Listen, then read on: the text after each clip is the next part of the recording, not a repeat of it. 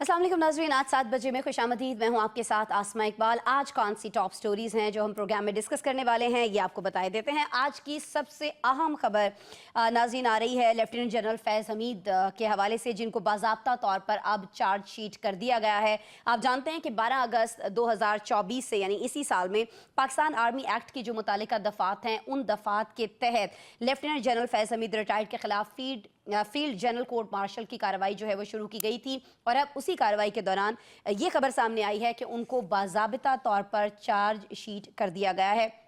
मुख्तलिफ उनके ऊपर इल्ज़ामात भी आयद किए गए हैं। इस चार्जशीट के तहत कहा यह गया है कि पुरतशद्दुद कार्रवाइयों के अंदर वो मुलव्वस रहे हैं, बेअमनी फैलाने में वो मुलव्वस रहे हैं। ख़ास तौर पर 9 मई से जुड़े वाक़यात जो हैं उनमें भी उनके ऊपर इल्ज़ाम आयद किया गया है कि वो उसमें भी किसी न किसी तौर मुलव्वस रहे हैं। यहाँ सवालात बहुत सारे पैदा होते हैं इनको चार्जशीट किए जाने के बाद कि जिस पार्टी के दौर में वो ये सारी की सारी कार्रवाइयाँ करते रहे हैं, क्या इस चार्जशीट के बाद उस पार्टी के खिलाफ भी दायरा जो है वो मज़ीद तंग हो सकता है, घेरा जो है वो मज़ीद तंग हो सकता है। मज़ीद का लफ्ज़ मैं क्यों इस्तेमाल कर रही हूँ, ये जब हम गुफ्तगू का आगाज़ करेंगे प्रोग्राम में तब आपको ज़रूर बताएंगे। और जी, आज हम बात करने वाले हैं उस अहम बैठक की जो पंजाब हाउस इस्लामाबाद में कल हुई है। ये बैठक हुई है नून लीग के दरमियान और पाकिस्तान पीपल्स पार्टी के दरमियान। दोनों पार्टीज़ जो हैं उनमें सुनने में ये आ रहा था, कहने में आ रहा था कि जी नाराज़गी जो है वो बढ़ती चली जा रही है। लेकिन उसके बाद हमने देखा कि ये मीटिंग हुई। कहा यह जा रहा था जब इस मीटिंग का आगाज़ होने जा रहा था दोनों पार्टी के रहनुमाओं की जानिब से कि जी हम बातचीत करने के लिए बैठ रहे हैं,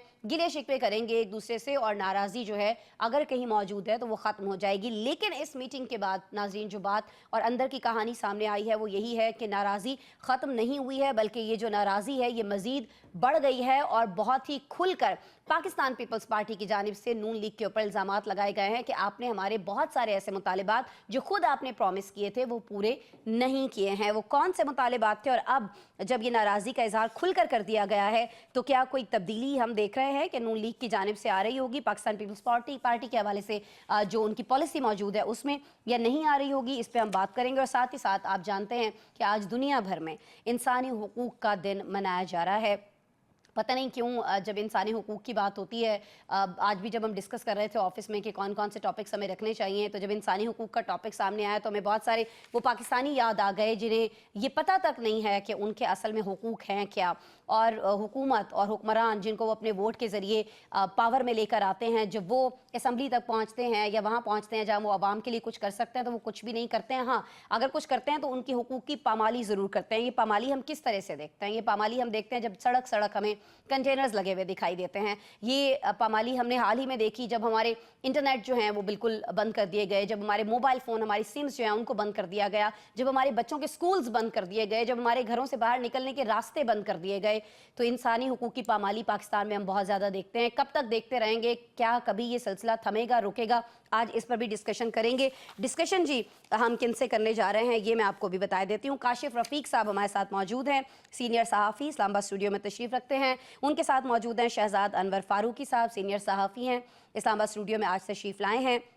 मोहम्मद नौशाद अली साहब, सीनियर तज्ज़ियाकार, लाहौर से वीडियो लिंक पर हमारे साथ मौजूद है। यूनुस भाट साहब मौजूद हैं, सीनियर सहाफ़ी हैं और न्यूज़ 1 के ब्यूरो चीफ भी हैं। लाहौर के लिए आज हमें स्काइप पर ज्वाइन कर रहे हैं, लाहौर स्टूडियो से बराह रास्त हमारे साथ मौजूद हैं। जी, आप तमाम शख्सियात का बहुत शुक्रिया। शहजाद अनवर फारूकी साहब, मैं चाहूँगी कि सबसे पहले ये जो एक बड़ी चार्जशीट हमारे सामने आई है, जिस तरह से ऑफिशियल सीक्रेट एक्ट की खिलाफ वर्जी की बात की गई है, रियासत के तहफ़्फ़ुज़ और मफाद को नुकसान पहुँचाने की बात की गई है, इख्तियारात और सरकारी वसाइल के गलत इस्तेमाल की बात की गई है। पहले तो मैं चाहूँगी कि आपका इस पर तबसरा क्या है? काशिफ साहब को मैं सुन रही थी शाम में जब ये ब्रेकिंग न्यूज़ आई तो उन्होंने टीवी पर कहा कि फ़र्द जुर्म जो है किसी भी शख्स पर तब आयद की जाती है जब उसके पहले इल्ज़ामात जब उसके सामने रखे जाते हैं, जब उससे इनकार कर देता है, उसकी सेहत से इनकार करता है, फिर उसको बताया जाता है कि नहीं ये आपने किया है और उसके सबूत भी मौजूद होते हैं। सर जी, बिस्मिल्लाहिर्रहमानिर्रहीम, बहुत शुक्रिया आसमा। अच्छा, ये जो फ़र्द जुर्म आयद करने वाला मामला ऑब्वियसली किसी आदमी को जब आप एक प्रोसीजर का हिस्सा बनाते हैं तो उसके ख़िलाफ़ जो इल्ज़ामात हैं वो जब तक उस पर वाज़े ना कर दिए जाएँ, आपने अदालतों में भी देखा होगा कि सारी कार्रवाई चलती रहती है, फिर एक स्टेज आती है जब फ़र्द जुर्म आयद की जाती है। तो फ़र्द जुर्म आयद करने के लिए मौजूदा मतलूबा शख्स का जो है वो रूबरू मौजूद होना ज़रूरी है। तो इसका मतलब ये है कि जनरल फैज़ हमीद जो कि रिटायर्ड हैं वो पिछले कुछ अरसे से बिल्कुल मंजर से गायब थे। वो बस जब गिरफ्तारी हुई थी तब आपने बात सुनी उसके बाद वो किस्सा जो है वो ज़रा दब गया बाकी चीज़ों के पीछे, चूँकि पॉलिटिकल सिनारियो पे इतनी ज़्यादा चीज़ें ऊपर नीचे हो रही थी कि वो फैज़ हमीद वाला मामला नहीं आया, वरना कार्रवाई तो चल रही थी सर। तो अब ये मामला ये है कि उनके हवाले से आज फर्दर रीइटरेट किया है अफवाज पाकिस्तान ने। तो ज़ाहिर है अब ये वैसे तो अंदरूनी मामला है, चूँकि ये general field marshal court martial है ये तो लेकिन इस पे हम इतना ज़रूर कह सकते हैं कि जनरल फैज़ हमीद रिटायर्ड जो हैं वो जब ये सब कुछ कर रहे थे, और मैं आपको याद दिला दूं कि वो जो मेन मामला था जिसकी बुनियाद पर सुप्रीम कोर्ट ऑफ पाकिस्तान ने इस मामले को रेफ़र किया था, वो तो एक हाउसिंग सोसाइटी का मामला था। और उस मामले में जब वो दखल अंदाजी के मुर्तकब हुए थे उस वक्त वो सर्विस में थे। अब मसला ये है कि इनके खिलाफ दो किस्म के इल्ज़ामात हैं। एक इल्ज़ामात का वो सेट है जो कि जब वो सर्विस में मौजूद थे, और दूसरा वो हिस्सा है जो जिसमें वो सर्विस में मौजूद नहीं थे। हाँ।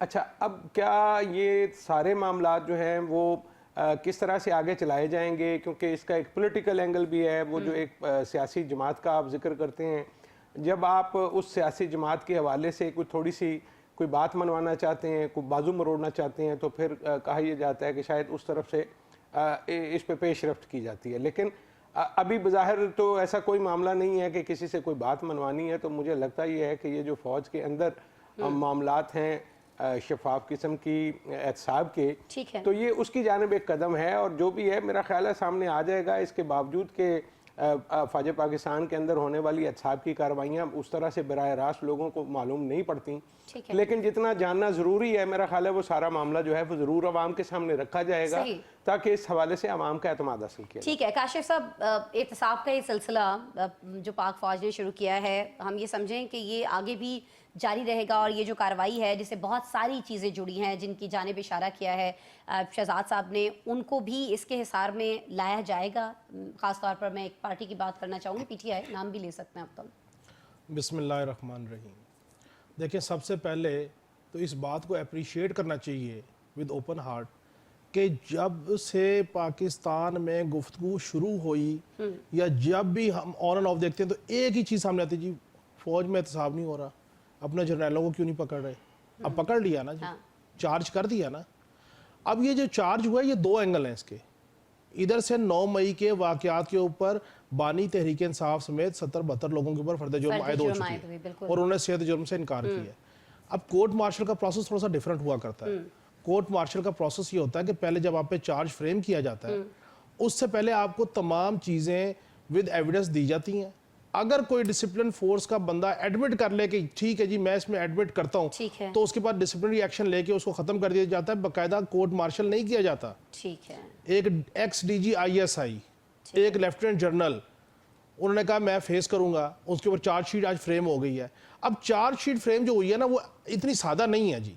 चार्जशीट फ्रेम ये हुई है कि आपने इख्तियारात का नाजायज इस्तेमाल किया, आपने मुल्क में बदअमनी पुरतशद्दुद वाक़यात इंतशार को के असबाब में आपने कहीं ना कहीं अपना हिस्सा डाला। पुरतशद्दुद कार्रवाइयों के हवाले से बाकायदा अलहदा इन्वेस्टिगेशन हुई है।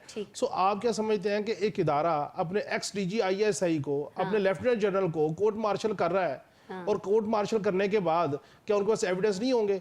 असल इशू ये है कि अब बात बिल्कुल वाज़े हो गई है। पहले ज़राए से इशारों किनारों में बात हो रही थी कि जी हो सकता है जनरल फैज़ हमीद के मामले में बानी को इम्प्लीकेट कर ले या बानी को के मामले में जनरल फैज़ हमीद को इम्प्लीकेट कर ले। 9 मई के वाक़यात अब तो क्लियर हो गया, चार्ज फ्रेम कर दिया गया कि आपके ऊपर ये इल्ज़ामात हैं कि आपने इख्तियार से तजावुज़ किया, आपने बदअमनी को हवा दी, आपने पुरतशद्दुद वाक़यात को हवा दी, आपने 9 मई के वाक़यात में कहीं ना कहीं आपकी इन ब्रैकेट थे आप चीज़ों के ऊपर प्लानिंग में या उनको आगे लेके जाने में। आपका क्या ख्याल है कि फौज ने ये सारे जो चार्ज फ्रेम किए होंगे उसमें कोई एविडेंस नहीं होगा? किसी सूरत एविडेंस के बगैर चीजें आगे नहीं चला करती। अब मामला सेकंड फेज में है। इधर से सिविलियन की जो है तहरीक इंसाफ के बानी समेत चार्ज फ्रेम हो चुका, इधर से जनरल फैज़ हमीद पे हो चुका। मैं ये समझता हूं कि जो भी मामला है कोई इसमें वाकई मुलविस है, कोई नहीं है। हमें नहीं पता आने वाले वक्त का, हमें नहीं पता अदालतों के फैसलों का, लेकिन सजा और जजा का फैसला होना चाहिए, क्योंकि जब तक आप 9 ठीक हो मई के गया। वाकयात में उसमें हरकत करने वाले, उसमें इन्वॉल्व लोग, उसके सहूलतकार, उनको आप किसी जगह कैफरे किरदार तक नहीं पहुंचाएंगे, आप बात भूलें कि उस वक्त तक सस्टेनेबल अमन मुल्क में हो ही नहीं सकता। सही हो गया, सही हो गया। अब ये जो चार्जशीट है ये कितनी ज़्यादा तशवीश फैला सकती है पीटीआई के अंदर, ये मैं जानना चाह रही हूँ यूनुस साहब आपसे कि ज़ाहिर है पीटीआई के दौर में ही जब ये सारी कार्रवाइयाँ हो रही थी और बहुत सारी कार्रवाइयाँ उनके दौर के बाद भी हुई हैं, लेकिन कहा यह जाता रहा है कि पीटीआई कहीं ना कहीं इसके अंदर मुलव्वस रही है या पीटीआई को इसके अंदर इस सारे मामले के अंदर साथ रखा गया है। तो कितना तशवीशनाक है इस खबर का और इस तरह से इस प्रेस रिलीज का सामने आना आईएसपीआर की जानिब से यूनुस साहब पीटीआई के लिए। जी बिस्मिल्लाहिर्रहमानिर्रहीम। एक तो पाक फौज की जानिब से ये जो सिलसिला शुरू हुआ था तो इसको शुरू में यही समझा गया कि ये अदारा जाती से ज़्यादा सियासी मामला है। हाँ। लेकिन अब भी हमारे तजिया नगारों के करीब या जो दानश्वर है वो यही समझते हैं कि मुल्क में जो जारी सूरत हाल है उसको देखते हुए पाक फौज ने अपना जो मुराल की बुलंदी के लिए ये सिलसिला शुरू किया था, आज चार्जशीट करके उन्होंने ये साबित करने की कोशिश की है कि हमारे अदारे के अंदर कोई भी किसी भी ओहदे पर, चाहे वो कितना ही बड़ा ओहदेदार क्यों ना हो, यानी कि एक लेफ्टिनेंट जनरल के खिलाफ ये सोचा नहीं जा सकता था कि इस लेवल पे भी जाके इस तरह की कार्रवाई हो सकती है। लेकिन यहाँ जो बात सोचने वाली है, अगर हम मियां नवाज शरीफ का वो जो प्रो चावला को उसने इंटरव्यू दिया था, वो बहुत पहले इंटरव्यू दिया था, उसको अगर हम देख लें, मद्देनजर रख लें, तो उसमें बहुत सी चीज़ें उन्होंने वादा कर दी थी। उन्होंने तो यहाँ तक कह दिया था कि ये एक घर की जो है वो जमहूरियत जो हमारे घर की बंदी है, हमारे मुल्क पर जर्नैल जिस तरह है उन्हें अपनी अपनी हदूद में रहना चाहिए, सरहदों में रहना चाहिए, अपने इख्तियार से तजावज़ नहीं करना चाहिए। अब आप देखें कि सूरत हाल एक बार फिर मुल्क में बड़ी तशवीशनाक है और ये चहमगोइयाँ हो रही थी। जिस तरह भी हमारे दोस्त ने बताया कि इन पर हाउसिंग सोसाइटी के सिलसिले में जो इल्ज़ामात थे वो समझा जा रहा था कि शायद वहाँ तक ही कार्रवाई रहे। अब नून लीग ने कहा कि जी जनरल बाजवा ने 2018 में हमारी हुकूमत गिराई, हमारा इलेक्शन चोरी किया। एक अब देखना, अब इंक्वायरी के अंदर जो चीज़ें इन्होंने इस पे फर्द जुर्म के बाद विटनेस के तौर पर पेश की जाएंगी, शवाहद के तौर पर, तो क्या कोई DGISI अपने जो उस वक्त के चीफ जनरल थे उनकी मर्जी के बगैर कुछ कर सकते थे? क्या जो मजीद इसमें जितने भी आप कह सकते हैं कि DGISI के साथ जो सबका DGISI है, जुड़े हुए लोग थे, क्या पाक जितने भी क्या वो लोग या वो जितने भी अहदेदार थे इस कार्रवाई का हिस्सा बनेंगे विटनेस के तौर पर? तो ये सारी चीज़ें पाक फौज ने अपना मुराल बुलंद करने के लिए बड़ा अच्छा फैसला किया है, क्योंकि अवाम में जो सूरत पैदा हो चुकी थी, अब ज़्यादा आपके सामने बड़ी चीज़ें डिस्कस हो रही थी, बार बार एक ही के एस्टेब्लिशमेंट की वजह से हुकूमतें बनाई गई, इत्तेहादियों को इकट्ठा किया गया, इत्तेहादियों को इकट्ठा करने के बाद अब आपके सामने एक बार फिर वो तशवीशनाक सूरत पैदा होगी जो 26 नवंबर को डी चौक में हुआ। हुकूमत जो है वो पाक फौज पर इल्ज़ाम लगा रही थी, ये सारा कुछ उनकी जानब से किया गया है, पाक फौज हुकूमत पर इल्ज़ाम लगा रही थी।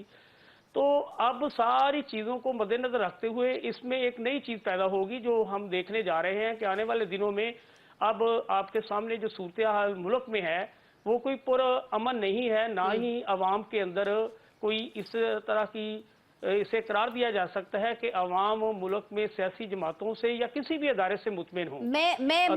यही जो पॉइंट है ना, ये बड़ा आपने अहम नुक्ता उठाया है, खास तौर पर जब आप अवामी राय की बात करते हैं। मैं चाहती थी कि मैं नौशाद साहब से ये क्वेश्चन ज़रूर करूंगी। नौशाद साहब, एक तो आप ये जो चार्जशीट इनको किया गया इस पे ज़रूर तबसरा फरमाइएगा कि इसमें पाक फौज के एक जो बार बार इल्ज़ाम लगाया जाता था कि जी ये तो इदारा जो है ये मुकद्दस काय है, इसके हवाले से तो कोई बात नहीं कर सकता, इस पर तो कोई उंगली नहीं उठा सकता। अब इसके अंदर अपने अंदर जो एहतसाब का ये सिलसिला शुरू किया गया है, क्या आप ये समझते हैं कि इससे जो अवामी राय है जो बहुत हद तक कुछ वाक़यात की बिना पर कहीं ना कहीं मनफी हुई थी, जो कि यकीनन एक अच्छी बात नहीं है, तो कहीं ना कहीं वो पॉजिटिव होती हुई हमें दिखाई देगी? जी बिस्मिल्लाहिर्रहमानिर्रहीम, यकीनन पॉजिटिव होगी। उसकी एक बड़ी वजह ये भी है कि पाक फौज के अंदर एहतसाब तो हमेशा से होता रहा है। हाँ। ये बात हमें मालूम है, लेकिन लेफ्टिनेंट जनरल की सतह पे, या आप इसको यूं समझ लीजिए कि अब आप ये भी मेरी नजर में जो प्रेसिडेंट अगर सेट हो गया, हाँ। तो फिर कोई भी इससे बच नहीं सकता। तो अगर किसी भी इदारे में जो टॉप मोस्ट जो होती है पोजीशन, अगर वो भी उससे उसके एहतसाब के सामने आ सकती है, तो इसका मतलब है कि फिर किसी कोई उससे बच नहीं पाएगा। लेकिन ठीक यहाँ हो दो गया। तीन चीजें बड़ी अहम हैं। जी। पहली बात तो ये है कि ये बात समझने की है कि जो डायरेक्टर जनरल ISI के होते हैं वो प्राइम मिनिस्टर को बराह रास्त जवाबदेह होते हैं। हाँ। यकीनन वो आर्मी चीफ की कमांड में होते हैं, लेकिन वो वजीर आजम को जवाब देते हैं, क्योंकि उनका जो नेचर ऑफ पोजीशन जो उनकी है ना जिम्मेदारी, उसका बराह रास्त ताल्लुक जो है वो वजीर आजम के साथ रहता है, और सही। वजीर आजम को उन्होंने उन चीजों के बारे में आगाह करना होता है जो बियॉन्ड भी बाज़ औक़ात आर्मी चीफ के हो सकती हैं। इस कॉम्बिनेशन या इस अरेंजमेंट का एक खास पर्पस है जिसकी वजह से ये बनाया गया है। बहरहाल बात हो रही थी जनरल फैज हमीद। देखिए बात ये है, जो समझने वाली बात है वो यही है कि जो अब्यूज ऑफ पावर थी, हाँ। उसकी बातें उनकी हाजिर सर्विस, यानी जब वो सर्विस में थे तब भी सामने आ रही थी। चाहे वो हाउसिंग सोसाइटी का मामला हो, चाहे वो मरियम नवाज उसके उनका नाम लेकर बात कर रही हो, चाहे नवाज शरीफ उनका नाम लेकर बात करे, जब वो हाजिर सर्विस थे। लेकिन फौज ने जब ये जो पाक फौज ने जब ये अभी शुरू किया इनके खिलाफ मुकदमा, तो उनकी सर्विस के दौरान के जो मामला थे उस पर किया है। और मुझे अभी तक की भी जो बातें हैं, मेरा ये ख्याल है कि ये अभी उस हद तक ही महदूद होगा कि उन्होंने अपने सर्विस के अंदर अपने टेन्योर में क्या किया। हाँ, काशिफ सर्विस के बाद काशिफ साहब कुछ कहना चाह रहे हैं। काशिफ साहब। सर कता कलामी माफ, देखें जो चार्जशीट सामने आई है ना सर, हाँ। उसमें 9 मई की जिक्र है। एक्टिविटी का जिक्र है। 9 मई उनके ओहदे बरा होने के बाद की बात है। असल जो इशू है, असल इशू ये है कि मुल्क में बदअमनी इंतशार को फ़रोग देने के वो मुतामिल हुए हैं, वो ओहदे से हटने के बाद। ओहदे से के अंदर रहते हुए मामला और थे। अब अगर आपने ओहदा छोड़ दिया और 2 साल आपने टॉलरेट नहीं किया और आप सियासी लोगों को बलवा की तरफ लेके गए, ये इल्ज़ाम है। जी सर, ये काशिफ जी जो मैं बात कर रहा था कि पहले मामला वहीं से शुरू किया गया था, लेकिन अब जो आज की प्रेस रिलीज अगर आप उसको पढ़ें तो उसके अंदर ये वाज़े तौर पर 9 मई के जो इशारा आप कह सकते हैं कि वो बिल्कुल वाज़े हो रहा है, और इससे ये पता चल रहा है कि जो उनकी सर्विस के बाद की मियाद है उसको भी इसमें शामिल कर लिया गया। अगर वो भी शामिल हो जाती, क्योंकि बाज़ औक़ात आपके जो एविडेंस मिलता चला जाता है तो कुछ चीजें साबित हो जाती हैं जिससे ये सामने आ जाता है। लेकिन यहाँ ये जो बहुत सारे लोग, बहुत सारे दोस्त जो है वो इस बात को नहीं समझ रहे थे। मैंने बहुत, आपको याद होगा शायद आप ही के प्रोग्राम में ये कहा था कि ये सारा मामला जनरल फैज हमीद से जुड़ा हुआ है। ये जो पहले इस्लामाबाद मार्च हुआ है, इसका भी मकसद यही था,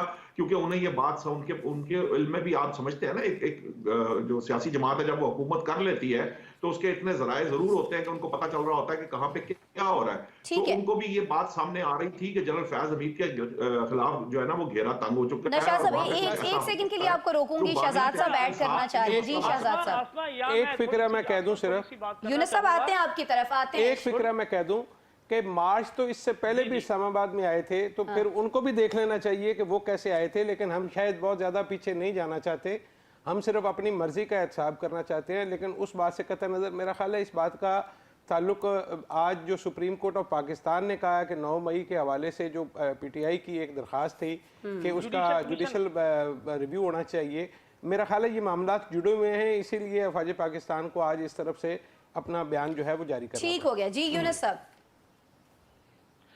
आप देखें कि अब वो दौर नहीं रहा। पाकिस्तान की अवाम जो है वो बहुत समझदार हो गई है। हाँ। अब इन्हें बेवकूफ नहीं बनाया जा सकता। अगर उस वक्त सूरत हाल हौसला अफजा नहीं थी तो क्या आज आप सूरत हाल को हौसला अफजा करार दे सकते हैं? पहले तो चीजें बड़ी छुपी, बड़ी डकी छुपी होती थी, किसी को पता नहीं होता था। अब तो लोग नाम लेने से भी नहीं डरते। अब जो मुल्क में मौजूदा सूरत हाल है, क्या आप नहीं समझते कौन जिम्मेदार है? सबको पता है कौन जिम्मेदार है। हुकूमत कैसे तश्कील पाई, सबको पता है कैसे जिम्मेदार है। इन्वॉल्वमेंट, आप ये नहीं कह सकते पाक फौज की तरफ से ये कार्रवाई हम सब बड़े खुश करार दे रहे हैं, लेकिन मौजूदा सूरत हाल में जो मुल्क में चल रहा है आप उसे हौसला अफजा करार नहीं दे सकते। सूरत हाल पहले से कहीं ज्यादा खराब है। और आज जिस तरह सियासी जमातों को या 26वीं तरमीम के लिए तो जो कुछ किया गया है, तो हम एक अदारा जाती तौर पर अगर बात करें तो दानिशवर होने की हैसियत से हमारे सब दोस्त इन्हें अप्रिशिएट तो करते हैं, लेकिन अवाम को आप कैसे मुतमिन करेंगे? अवाम को आप कह सकते हैं अवाम ही की बात कर रहे थे ना यूनुस साहब। यूनुस साहब अवाम ही की बात कर रहे थे। हम नौशाद साहब से मैंने ये सवाल है कि जो आज आप ये समझ रहे हैं जी, कि जी, इस जी, सब के आप- बावजूद अवाम को मुतमईन करना मुश्किल है, जो सिचुएशन इलेक्शंस में लेकर रही है या जो हालिया पिछले कुछ दिनों में हमने देखा है। लेकिन नौशाद साहब, मैं चाहूंगी कि आप प्लीज जरूर तबसरा करें कि कुछ सिचुएशन बदली तो चाहिए ना इससे, चाहे बहुत पीछे से आगाज जी। नहीं किया है, लेकिन चले आगाज तो किया है ना, माजी नहीं, करीबी आज से सही। आसमा, आज सूरत पहले से कहीं ज्यादा खराब है। आज बच्चा बच्चा हर चीज को देख रहा है, समझ रहा है। पहले सिर्फ पुलिस पर इल्जाम होता था, अब पुलिस मजलूम बन गई है। पुलिस सर, पर मैं अब तो वो आपसे इल्जाम नहीं इत्तेफाक रहा कर रही हूँ जो ना दीगर फोर्सेस यूनुस पर है। साहब, मैं तो आपसे इत्तेफाक जी, कर जी। रही हूँ। मैंने ये आपसे जो बात इत्तेफाक आप करते कह हुए रहे ये हैं ना, सवाल पुलिस रखा है ना। मजलूम बन गई है, इसके ऊपर आसमा मुझे अगर टाइम देगी तो मैं बताऊंगा पुलिस कैसे नौशाद मजलूम साहब बन को गई। कंप्लीट करने सिर्फ देते हैं, नौशाद आपको साहब टाइम बात देते हैं। कंप्लीट कर नौशाद लें। साहब, नौशाद साहब। मैं सिर्फ ये अर्ज कर रहा था, पता नहीं मुझे समझ नहीं आई कि मैंने कौन सी ऐसी बात कही है कि इतना। मैं सिर्फ अभी तो मैं उस वाकये को एक्सप्लेन करने की कोशिश कर रहा था कि जी, बेसिकली जी। मामला अब किधर को जा रहा है। हाँ। ये जो धरना हो या ये जो जो ये अभी आपको सिविल नाफरमानी की कॉल आपके सामने आई थी, इसका मेरी नजर में, ये मेरी राय है कि मेरी नजर में इसका मकसद यही था कि प्रेशराइज किया जाए कि जनरल फैज हमीद का जो ताना बाना जुड़ रहा है। ये एक बात बड़ी इंपॉर्टेंट है कि जब इस सतह के शख्स को एहतसाब के कटहरे में खड़ा किया जाता है तो इदारा पहले वो ये सोच समझ लेता है कि क्या इस लेवल के बंदे को जब आप एहतसाब के लिए खड़ा कर रहे हैं तो उससे हाँ। इदारे को क्या नुकसान होगा या क्या फायदा होगा। ठीक और है। इस लेवल के बंदे को जब आप एहतसाब के कटहरे में ला रहे हैं तो इसकी कभी इम्कान होता है कि ये ऐसे नहीं हो जाता। ये उसके लिए उनके पास इतने सबूत मौजूद होंगे, तो जब सबूत मौजूद होंगे तो प्रॉब्लम कहां आ रही है? प्रॉब्लम हाँ। वहां आ रही है कि इसके बाद ये इसका जो नाता या लिंक है वो बानी तहरीक इंसाफ की तरफ जा रहा है। क्योंकि ये मामला, जिस तरह काशिफ साहब ने कहा था कि ये जो सर्विस के बाद का मामला है 9 मई का, वो बड़ा अहम है। ये सारा जो सारे का सारा महवर और मरकज है, ये फिर जाकर 9 मई के ऊपर जो है ना वो जुड़ जाएगा उससे। ठीक और है। अगर वो जुड़ जाएगा तो फिर इससे बानी तहरीक इंसाफ की मुश्किलात में बहुत ज्यादा इजाफा हो सकता है। अब मामला ये है कि देखिए, कौम जो है, ये जो सवाल किया जाता है कौम किस चीज से खुश है या नाखुश है या इसमें इज़्तिराब है, कौम सिर्फ और सिर्फ उस बात से खुश होती है जब उसके सामने ट्रांसपेरेंट तरीके से सच रखा जाए। अगर सच रखा जाएगा तो कौम उस पे जो है ना खुश हो जाएगी, लेकिन अगर उनके सामने झूठ बोला जाएगा या उनको सच नहीं दिखाया जाएगा तो उसमें इज़्तिराब पाया जाएगा। अब मामला यह है कि क्या हम ये कह सकते हैं कि एक इदारा जब अपना एहतसाब, इस सतह का एहतसाब कर रहा है, तो उस पर कोई उंगली उठा सकता है या नहीं उठा सकता? ये एक अलग डिबेट है। उसके क्या नताइज निकलेंगे ये भी एक अलग बहस है। अवाम इससे खुश होगी कि नहीं खुश होगी ये भी एक अलग डिबेट है।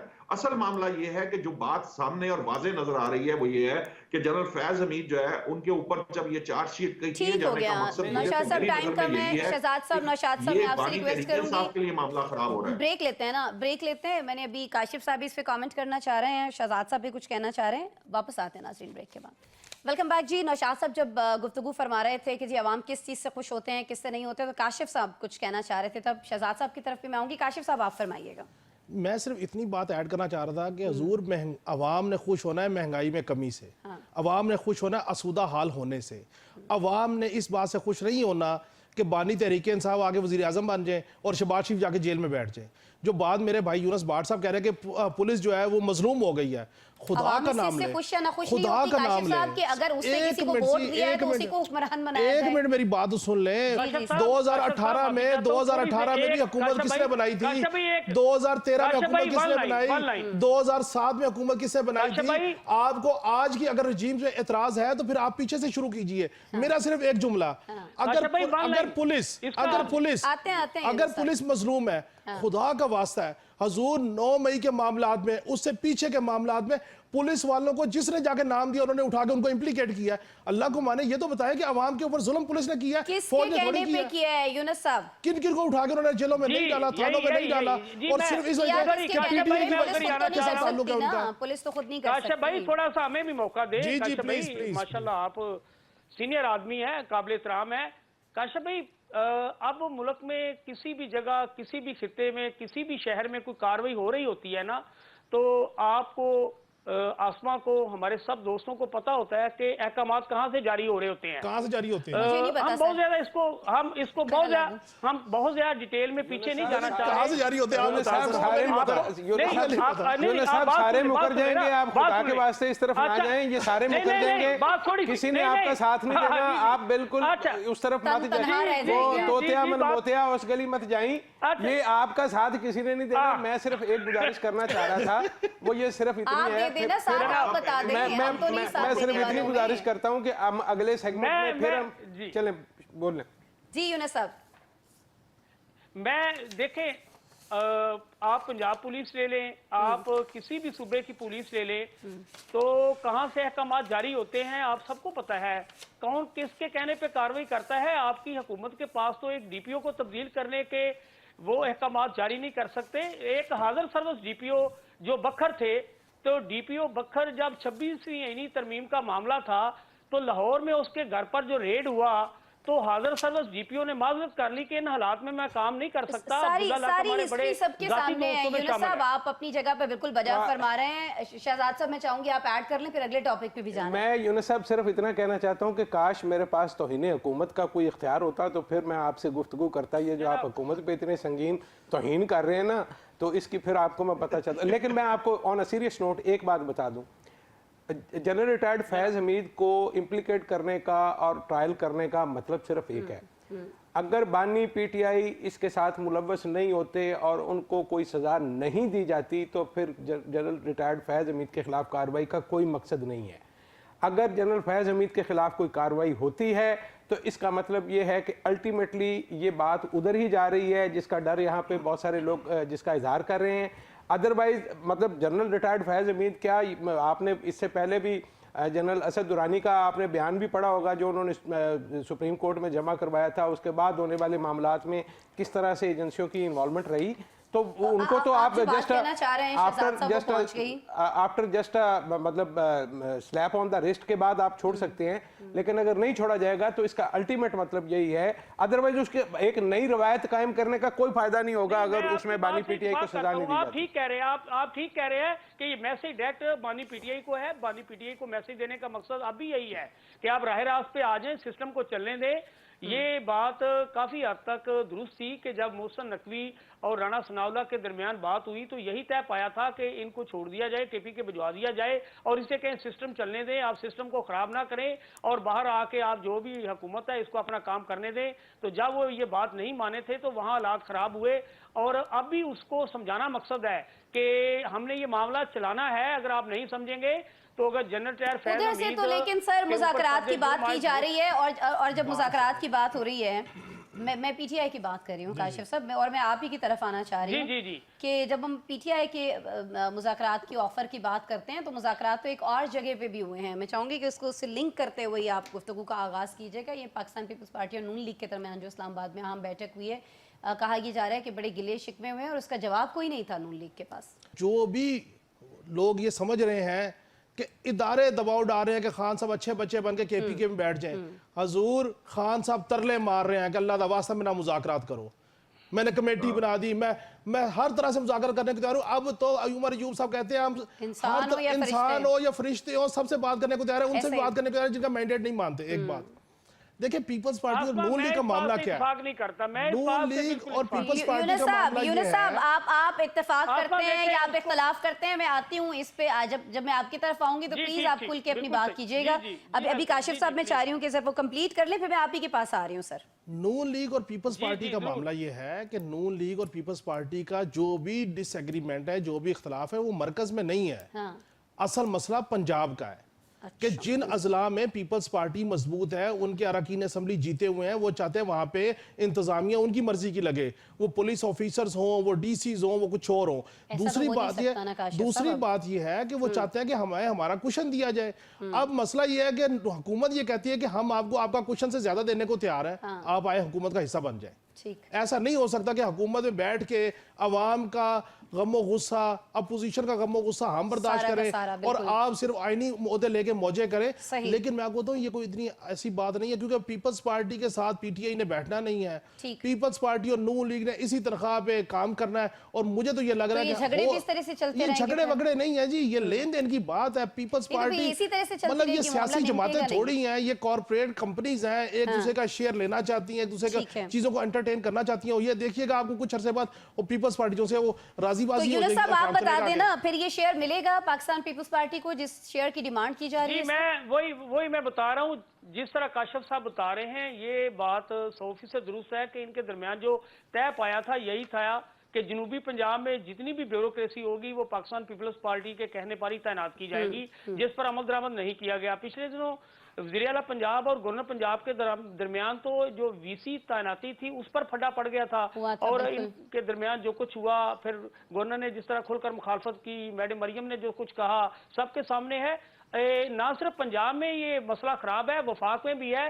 जो 26वीं यानी तरमीम के बाद जुडिशियल कमीशन बनाने के लिए कमेटी, पार्लियामेंट कमेटियां बनाई गई हैं, वो कहते हैं वहां भी हमें मुनासिब नुमाइंदगी नहीं दी गई। सर वो क्या कहते हैं ये कि तो चले हमें- पता चल गया, ये तो उन्होंने कल भी कह दिया ना बैठक में, जो वो कह रहे हैं वो होगा नहीं होगा, बात मानी जाएगी सर नहीं मानी जाएगी, हाँ या ना में सर जवाब दीजिएगा। नून लीग किसी सूरत भी ये के मुतालबात मानना नहीं चाहती। अगर अच्छा। उन्होंने हाँ कर भी दी तो ये मामला चलेगा नहीं। ठीक है, मतलब अगर हाँ कर भी दी तब भी जो वादे हैं वो पूरे नहीं हो रहे होंगे शहजाद साहब? नहीं होंगे। अच्छा देखिए, मेरे नज़दीक पाकिस्तान पीपल्स पार्टी इस वक्त तक बड़ा स्मार्टली प्ले कर रही है। वो अपनी गुंजाइश बाकी रखे हुए है, जो कि उसने स्निफ किया है कि अगर कहीं मौलाना जो हैं वो भी सड़क गर्म करने की बात कर रहे हैं। और ये बात तो सारे लोग जो कि पिछले 74-76 साल से जो इस्टेब्लिशमेंट के साथ डील करने का तजुर्बा रखते हैं, तो सियासतदानों को भी पता है कि एक वक्त में एक से ज़्यादा मंसूबों की फाइल जो है वो चल रही होती है।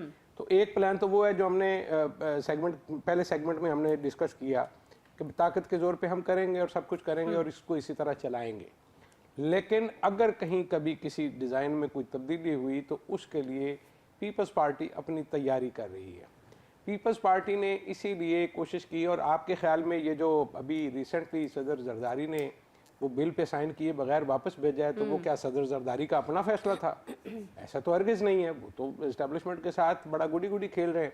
उनकी ख्वाहिश और कोशिश ये है कि वो इस्टेब्लिशमेंट की गुड बुक्स में रहें, चाहे उसकी कोई भी कीमत हो। वो उसके लिए मुस्लिम लीग नून को नाराज़ करना तो कोई मकसद नहीं है, उनको कोई फ़र्क नहीं पड़ता, क्योंकि उनकी जो पावर बेस है वो सिंध है। उनको पता है कि ये पंजाब में हल्का फुल्का लगा रहेगा, लेकिन उनको ये पता है कि हमने सिंध पे इसको कंसोलिडेट करना है। तो मेरे नज़दीक ये बातचीत जो है वो थोड़ी बहुत, जिसको कहते हैं ना खींचातानी के बाद कहीं ना कहीं दोनों पार्टियां जो हैं वो आपस में वो कर लेंगी, इत्तेफाक कर लेंगी कहीं ना कहीं बैठ के। लेकिन मैं काशिफ साहब से एक गुजारिश करूंगा, ये बार बार इन पार्टियों को कहते हैं कारपोरेट लिमिट, ये कंपनियां हैं, ये प्राइवेट लिमिटेड कंपनियां हैं। भाई कारपोरेट में तो फिर कोई कल्चर होता है, कोई मेरिट होता है, या मेरिट शेरिट कोई नहीं है, ये प्राइवेट लिमिटेड कंपनी। मैं बिल्कुल हाजिर। ठीक हो गया। नौशाद साहब आपकी तरफ मैं आऊंगी। ये जिस डिज़ाइन में तब्दीली की बात की है शहजाद साहब ने, ये वाकईतन हम होता हुआ देखेंगे, क्योंकि जिधर से मुज़ाकरात की बात की जा रही है उधर दूसरी जानिब से तो हम देख रहे हैं कि नफ़ी हो रही है। तो फिर क्या डिज़ाइन में तब्दीली आ सकती है सर, और कैसे आ सकती है? देखिए, दो इम्पोर्टेंट पहलू हैं। पहली बात तो यह है कि हर सियासी जमात जो होती है ना वो अपने मफादात के लिए काम करती है। पीपल्स पार्टी इत्तेहादी जमात है, और अगर फर्ज कीजिए कि पीपल्स पार्टी को आज ये मौका मिले कि वो हुकूमत बना सकते हैं, वो किसी सूरत इस मौके को हाथ से जाने नहीं देंगे। मसला ये है कि जो तय किया गया था नून लीग और पीपल्स पार्टी के दरमियान, जब उनके दरमियान इत्तेहाद कायम हुआ था, तो जो बात कही गई थी वो ये थी कि हुकूमत के इत्तेहादी होंगे। लेकिन पीपल्स पार्टी ने यह किया कि पीपल्स पार्टी ने सिर्फ आईनी पोजीशंस तक अपने आप को महदूद किया, ये कह करके जी हम हुकूमत का हिस्सा नहीं बनेंगे, हम आपको खुलकर खेलने का मौका दे रहे हैं। नून लीग जो है वो अपना जो भी काम करना चाहती है वो करे, ये उनकी एक सियासी चाल थी। लेकिन नून लीग को ये बात समझ में आ रही थी, और ये जो काशिफ साहब वाली बात है ये दुरुस्त है कि वो कहते हैं कि जब तक आप हुकूमत का हिस्सा पूरे तरीके से नहीं बनेंगे, आप जो शेयर मांगते हैं वो आपको पंजाब में नहीं मिलेगा। और यहाँ ये बात बड़ी इंपॉर्टेंट है कि देखिए पीपल्स पार्टी जो है वो, अगर फर्ज कीजिए कि इस वक्त ये जो डिजाइन है इसको मैं एक साइड पे भी रख दूं, हाँ। तो जो आइंदा इंतखाबात में उसमें बिलावल भुट्टो जरदारी उसी सूरत में प्राइम मिनिस्टर बन सकते हैं कि वो सिंध से हटकर भी जो है ना वो सीट्स निकाल सके पीपल्स पार्टी, वरना वो उनके लिए बड़ी मुश्किल होगी और वो इत्तेहादी जमातों के मरहूने मिन्नत होंगे। अब जहां तक इस डिजाइन की बात है, देखिए इस डिजाइन के अंदर एक जो मेजर पहलू है वो ये है कि क्या ये डिजाइन काबिल कबूल है कि नहीं है। अगर ये काबिल कबूल होगा तो ये एज ऑप्शन रखा जाएगा, अगर ये काबिल कबूल नहीं होगा तो नहीं रखा जाएगा। इस वक्त जो सिचुएशन है, ये जो इस वक्त मौजूदा हुकूमत है, इसकी पोजीशन ये है कि ये इकोनॉमिक महाज के ऊपर ये कामयाबियां हासिल करती चली जा रही है और इसका फायदा जो है वो उसको ये इस सूरत में भी मिल रहा है कि अभी उसकी तब्दीली की कोई जवाज नहीं है, कोई उसके अंदर कोई प्रॉब्लम आ नहीं रही। प्रॉब्लम्स जब आती हैं तो उसके साइंस आना शुरू हो जाते हैं और जब साइंस आएंगे फिर इन ऑप्शंस की या इन डिजाइन की तरफ गौर किया जाएगा। ठीक है, और अभी आपको ऐसे कोई साइंस जो हैं वो आते हुए दिखाई नहीं दे रहे जिन साइंस के आने के बाद ये जो डिज़ाइन है ये चेंज होता है। नौशाद साहब आप मौजूद हैं, बाकी लोग भी हैं, वापस आते हैं जी, हमारे पैनलिस्ट हमारे साथ हैं, ब्रेक ले लेते हैं और ब्रेक के बाद हमारे हुकूक की बात करेंगे, इंसानी हुकूक की बात करेंगे। वेलकम बैक जी। आज मनाया जा रहा है दुनिया भर में इंसानी हुकूक का दिन और मैं इस पर सबसे पहले बात करना चाह रही हूँ। नौशाद साहब, मैं आपकी तरफ आना चाह रही हूँ। अब हम वैसे मुझे पहले ये बता दें कि मैं और मेरे दीगर पैनलिस्ट जो हैं वो इंसानी हुकूक की बात कर सकते हैं, क्योंकि मुझे वो फ़िक्रा याद आ रहा है जो अब से कुछ महीने पहले एक शख्सियत की जानिब से बोला गया था कि ये जो लोग हैं ये तो भेड़ बकरियां हैं। तो खुद को पहले हम इंसान समझ लें, बात कर लें इस पे सर। देखिए, ये तो जिन्होंने भेड़ बकरियां अपने आप को करार दिया, इसका जवाब तो वही दे सकते हैं कि उन्होंने अपने आप को भेड़ बकरियां क्यों कहा। हाँ, जो सर अपने आप को कब कहा, वो तो ख्वास में आते हैं ना, उन्होंने अवाम को कहा था, हम हैं अवाम सर। हम भेड़ बकरियां, हमें वो सब्जी मंडियों में जलसे करने की इजाजत दी जा रही है। मेरे जहन में तो वो वाला फिक्र आया, मैंने उस पर कंटेनर लगा के हमें बंद कर दिया जाता है, इस गली से बाहर नहीं आना। ऐसे तो रेवड़ के साथ ही होता है ना, रोक देते हैं रास्ता उसका। जी जी, जरबुल मिसल की हद तक जब आप बात करते हैं, ये बात दुरुस्त है कि देखिए जिन इंसानी हकूक की बात हम करते हैं या जो ह्यूमन राइट्स चार्टर है अक़वाम मुत्तहिदा का, उस हिसाब से जब हम देखते हैं तो ये बात, इसमें कोई दो राय नहीं है कि पाकिस्तान में उस तरह की आज़ादियां बहरहाल मौजूद नहीं हैं।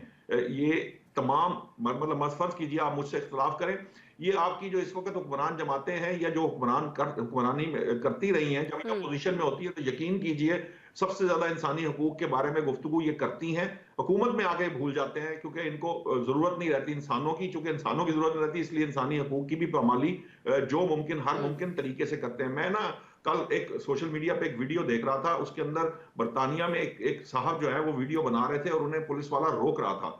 तो वो पुलिस वाले को ये बता रहे थे कि जनाब आप हमारे खिदमतगार हैं, आपके पास कोई ऐसा कानूनी हक नहीं है कि मैं आपकी इस प्रिंसिपल से बाहर हूं तो मुझे आप रोक नहीं सकते वीडियो बनाने से, मेरे हकूक को आप अमाल नहीं कर सकते। तो यहाँ पर तो इस तरह का कोई, जैसे कह लीजिए, कोई सोच भी नहीं सकता। अगर यहाँ पर इंस्ट्रक्शन या ऑर्डर आ जाए कि जनाब आपने इस साइड को नहीं देखना, तो आप अगर देखेंगे तो आपको गोली मार दी जाएगी। मुझे आज भी याद है, एक खैबर पख्तूनख्वा में आज से 20-22 साल पहले मैं एक दफा गया तो वहां पे ना एक बोर्ड लगा हुआ था कि इस साइड को गन करके गोली चलाना मना है, दूसरी साइड पे करके आप गन को गोली चला सकते हैं। तो यहाँ तो ये वाले मामलात है इंसानी हकूक की। जब हम बात करते हैं तो वो वाले इंसानी हकूक जिसकी बात आप सोचते समझते या देखते हैं या जिसको आप फैंटेसाइज करते हैं, वैसा तो कोई मामला है नहीं। जो सिचुएशन है वो ये है कि यहाँ हमारे यहाँ इस वक्त भी एक जो जिसे कह लीजिए कि एक हाइब्रिड नुमा रजीम भी मौजूद है और हमारे यहाँ जो अथॉरिटेटिव जो सिस्टम्स हैं वो अपनी जगह पे इंटैक्ट हैं। यहाँ पर उस तरह का फ्री और जिसे कह लीजिए कि आजाद माहौल मौजूद नहीं है। सही हो गया क्या? लेकिन ये आजाद माहौल, ये I am really sorry Naushad साहब, टाइम खत्म हो रहा है ना, सबके पास एक बस मिनट रह जाएगा। मैं यूनुस साहब आपसे पूछना चाहूंगी, जितनी गुफ्तगू फरमाई है अभी नौशाद साहब ने, क्या क्या चीजें हमारे पास नहीं हैं, आप बस हमें ये जवाब दे दीजिएगा कि कुछ आने वाले वक्त में आप देख रहे हैं कि सारी चीजें या इनमें से कुछ चीजें हमारे पास आ जाएंगी कि हम भी इंसानी हुकूक की बात करते हुए यहाँ बैठकर अच्छे लगें। सर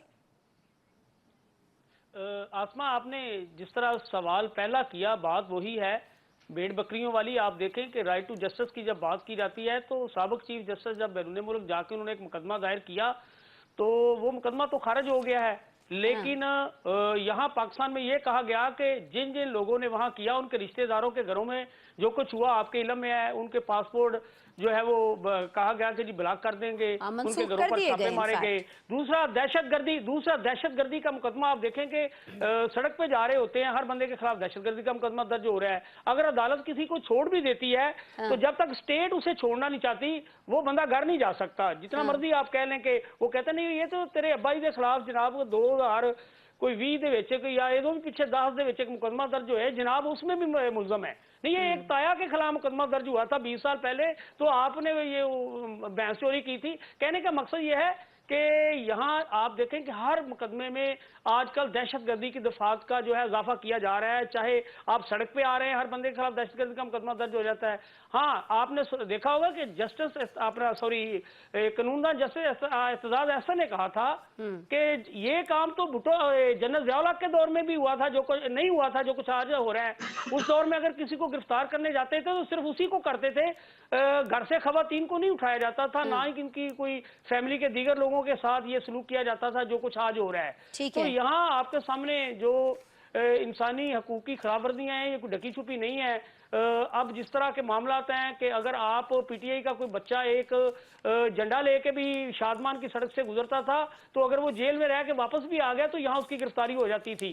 अब पिछले दिनों एक फैमिली बड़ी सोशल इस पर वीडियो बहुत सी जो है वायरल हुई है कि किसी फैमिली अगर जाते हुए किसी ने पुलिस को देख के या किसी फोर्स को देख के खाली बानी पटिया का नारा लगा दिया है उसको भी अरेस्ट किया गया है। बिल्कुल आप वजह फरमा रहे हैं। अब जिस हुकूमत ने ये सारी सिचुएशन क्रिएट कर रखी है, शहजाद साहब मैं आपकी तरफ आऊंगी, उस हुकूमत के मुंह से ये सुनना, खासतौर पर अता तारड़ साहब के मुंह से ये सुनना कि जी बहुत सारे जो सहाफ़ी हैं उनके हुकूक की पामाली की जा रही है और उनको टारगेट किया जा रहा है चुन चुन कर, और ये काम किया जा रहा है पीटीआई की जानिब से, और हम हरगिज़ ऐसा नहीं होने देंगे। किस तरह से देखते हैं आप? अच्छा देखिए, पहले तो मैं थोड़ा सा इंसानी हकूक़ के हवाले से एक फ़िक्रे में अर्ज़ कर दूं कि जब वो ज़िया-उल-हक साहब का दौर था तो अफ़गानिस्तान से हिजरत हो रही थी, तो वो रजिस्टर पे इंदराज कर रहे थे, तो उन्होंने लिखवाया नाम, उसने कहा जी गुल खान, उन्होंने कहा पेशा, उसने कहा जी मैं वज़ीर रेलवे हूँ। तो वो सब जो लिख रहा था उसने कहा भाई आपके अफ़गानिस्तान में तो रेलवे नहीं है। तो उसने कहा भाई तुम्हारे यहाँ भी तो वज़ीर इंसानी हकूक़ है, तुम्हारे यहाँ कहाँ पे इंसानी हकूक़ हैं। लेकिन खैर ये एक लतीफ़ा है, इसको लतीफ़े के तौर पर ही लेते हैं। ये जो मामला है ना सहाफ़ियों का, ये मैं इसके हवाले से ये अर्ज़ कर दूं कि पहले ज़माने में पहलवानों की दफ़ हुआ करती थी। मशहूर पहलवान जो थे वो अपने पट्टे तैयार किया करते थे और वो पट्टे जो है वो फिर दंगल लड़ा करते थे। अब जो हमारी सहाफ़त है वो भी एक तरह से सहाफ़ती दंगल में तब्दील हो गई है। अपने अपने दफ़ हैं और हम उन दफ़ों के हवाले से बहुत काबिल मज़म्मत है ये बात कि अगर किसी सहाफ़ी को इस तरह से उसकी बात कहने, तो बुनियादी बात यह है कि हम खुद इसके ज़िम्मेदार हैं। ख्वाजा वज़ीर साहब का एक शेर है कि इसी खातिर तो कत्ले आशिकां से मना करते थे, अब अकेले फिर रहे हो यूसुफ़े बेकारवा होकर। तो ये यूसुफ़े बेकारवा हम खुद हुए हैं, हमने अपनी वक़्त को खुद खोया है, तो उसकी कीमत है जो हम आज अदा कर रहे हैं। ठीक है काशिफ साहब। देखिए, मैं आज के दिन की मुनासबत से मुल्क में बढ़ते हुए अदम बर्दाश्त की मजम्मत करता हूँ। मैं इस्तदलाल और तहम्मुल के फुकदान की मजम्मत करता हूँ।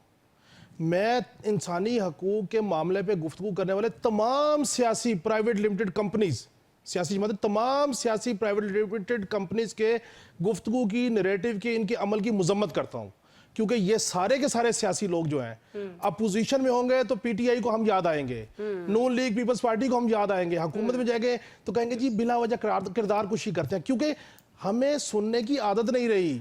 हम प्राइवेट लिमिटेड कंपनीज हमारे ऊपर हुक्मरानी कर रही हैं। जो चेयरमैन ने कह दिया, आपने यस, अगर आपने यस कहा तो आपकी प्रमोशनें, आपको अच्छी जगह पे लवाजमात, आपको सारे मामलात। अगर आपने कहीं भूले भटके से सच बोल दिया, इख्तलाफ कर दिया, तो फिर आपके ऊपर स्क्रीनें भी बंद हो जाएंगी, आपके ऊपर यूट्यूब भी बंद हो जाएंगे, और फिर भी आप बाज ना आए तो फिर आपके ऊपर पर्चे होंगे। लिहाजा मैं इस तमाम रवैये की मजम्मत करता हूँ। ठीक है जी। अभी हालिया दिनों में हमने देखा था एक सीनियर सहाफ़ी जो है उनके ऊपर भी इसी तरह का पर्चा हुआ था, और उस वक्त वज़ीर इत्तलात जो है उनका मौक़िफ़ कुछ और था, लेकिन आज वो हमें सहाफ़ियों के हुकूक़ की बात करते हुए दिखाई देते हैं। हम ये नहीं कह रहे हैं कि जो सहाफ़ियों के साथ हो रहा है वो काबिल मज़म्मत नहीं है, बिल्कुल काबिल मज़म्मत है, लेकिन हुकूमत कोई भी हो, दौर किसी भी पार्टी का हो, किसी भी सहाफ़ी के साथ इस तरह का तर्ज़ अमल जो है वो गलत है। इसी नोट पर आप तमाम मेहमानों का, काशिफ साहब, शहजाद साहब, नौशाद साहब और यूनुस साहब, मैं आप तमाम लोगों का शुक्रिया अदा करती हूँ। और नाज़रीन, कल आज शाम 7:02 पर दोबारा आपसे मुलाकात हो रही होगी। आपसे दोबारा मिलेंगे। अपना बहुत सारा ख्याल रखिएगा। अल्लाह ने के बाद।